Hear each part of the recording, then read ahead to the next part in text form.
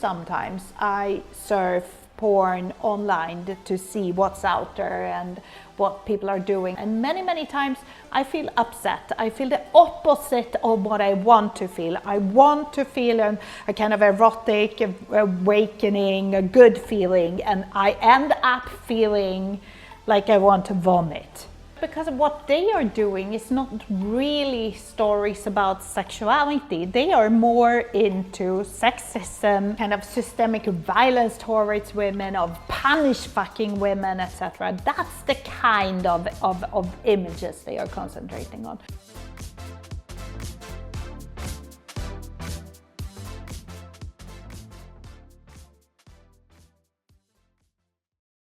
Half of all British adults watch porn. But do we feel good about what we're watching? Analysis of the most popular porn shows that 88% of scenes contain physical aggression, and 94% of this is aimed at female performers.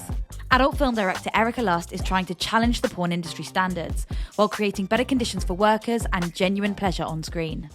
Hello! How are you doing? Lovely to see you. The same. Lovely to see you. Welcome to Lust. Amazing. Oh, my name is Erika Lust. I'm an erotic film director. I celebrate 20 years in this industry since I made my first short film, The Good Girl. Erika set up her company ERIKALUST in 2004 with the goal to transform the adult film industry.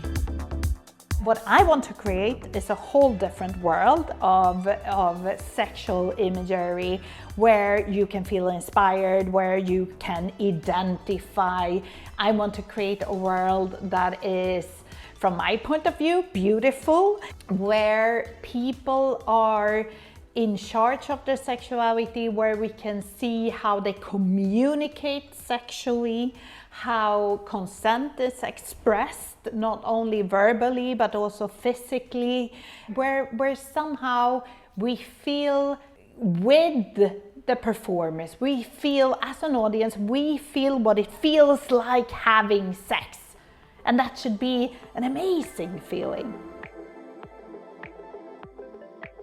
It's your 20th anniversary of filmmaking this year, right? Yep. Congrats. Yeah. How do you feel? It feels a bit crazy. It's like, what the fuck? What happened with time? Yeah. I just started, and at the same time, it feels like I've been doing this forever. It started out with me being a consumer of porn. I had been watching porn.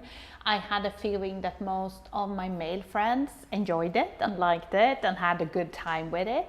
But when I talked to my female friends, I figured out that we had more complex feelings around porn. It felt to me that women were used as some kind of tools for male sexuality, but they were almost there to serve the men. It wasn't really their stories, it wasn't really their sexuality. And I think that I felt that also a lot of the porn that I was watching was kind of ugly, and I wanted to see something more aesthetically beautiful with better portraits of women and their desire. And those thoughts got mixed up with my interest in politics and gender studies. Could I make something that was different? Could I make a porno but with my values? Because everybody around me said, no, Erika, it's not possible. Porn is just porn, forget about it. But I couldn't. I just kept on going. I'm like, can be different. It has to be different. It depends on the perspective. It depends on who's telling the story. It depends on the gaze.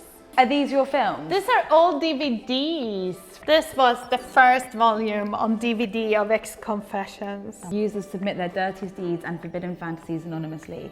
Then Erika Lust handpicks 2 confessions each month and turned into explicit short films. And this has got 10 of the best, 10 of the best. The 10 first. The West Wing is not yours.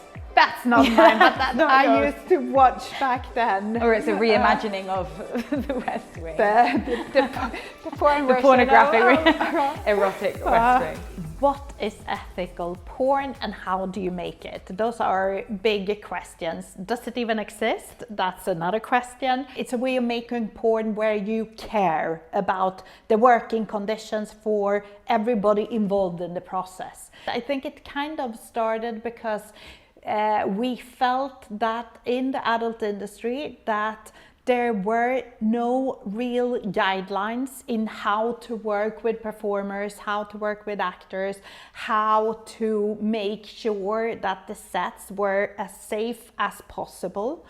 And I came from a background of talking about feminist porn and talking about the perspective and the gaze and having women behind the camera and having women in front of the camera, and kind of from that perspective of feminist porn, I think it kind of grew into what today is called ethical porn. Ethical porn is that you care for people, you have hard conversations with people, you work in a way that they have all information beforehand a shoot.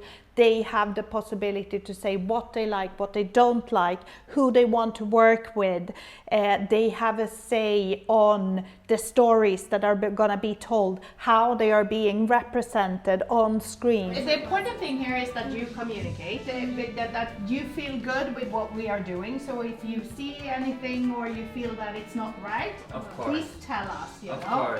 Don't kind of just go with it, but say, hey, this is how I feel. They know the fees, the hours, the diet of the day, what they're gonna eat. They have access to a talent manager or an intimacy coordinator who is there for them if any trouble arises during the day of a shoot or before or after.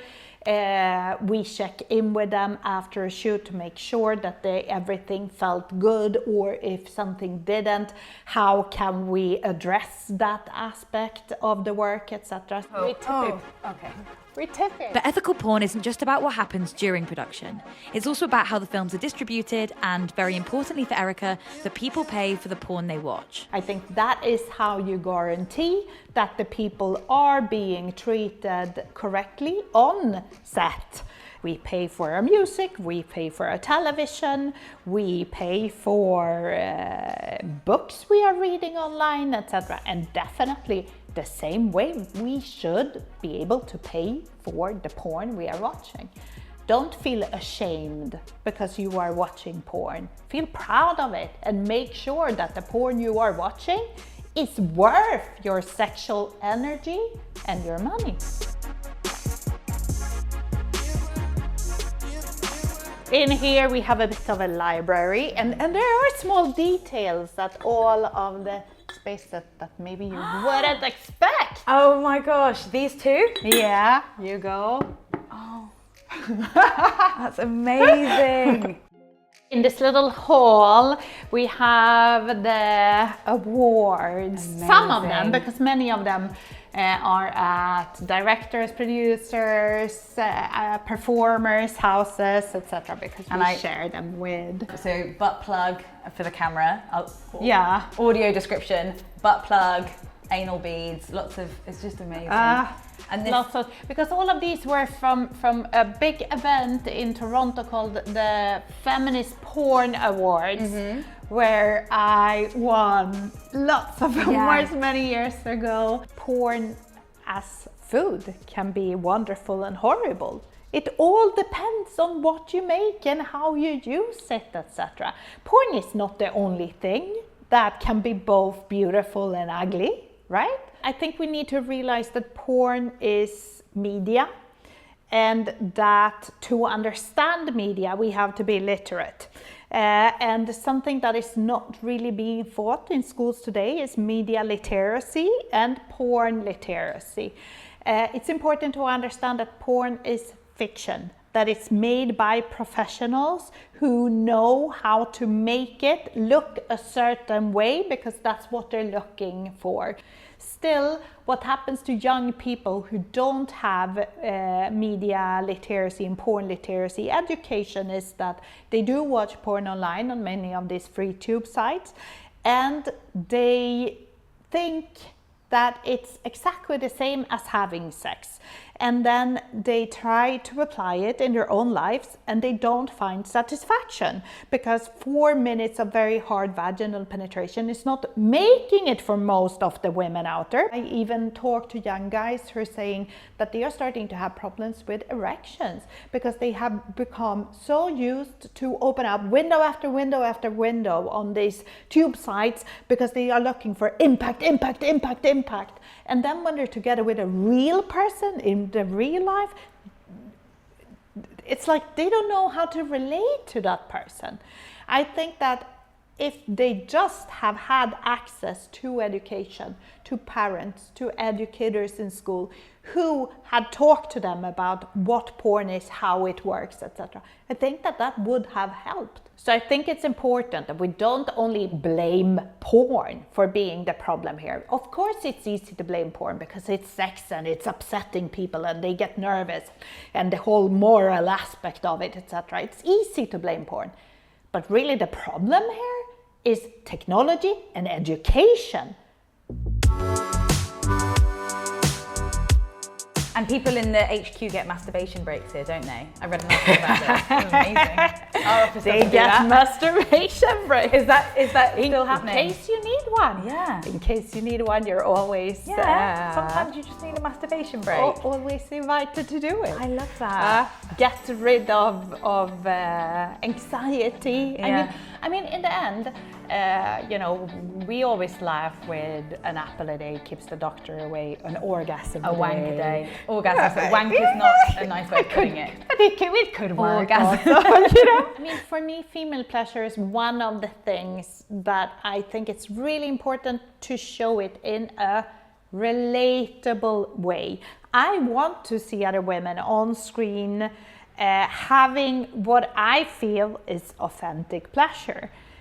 Now again, I mean, we can never oblige anyone to have an orgasm, but what we can do is create the best possible conditions for it to happen. So I always tell my performers before that I want them to have sex in a relatable, realistic way like they would do in their own lives. I think that we need to value our sexual experiences more, and it would be good to check in with ourselves and ask ourselves questions.